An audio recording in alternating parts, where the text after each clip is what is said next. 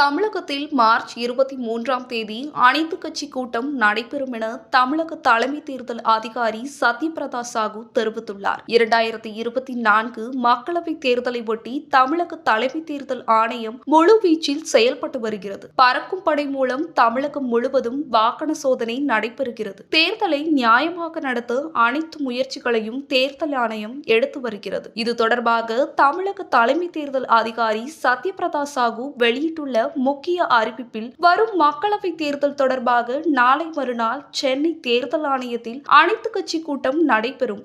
அப்போது அங்கீகரிக்கப்பட்ட அரசியல் கட்சிகளுடன் பிற்பகல் 12 மணிக்கு ஆலோசனை நடைபெறும் என தெரிவித்துள்ளார்.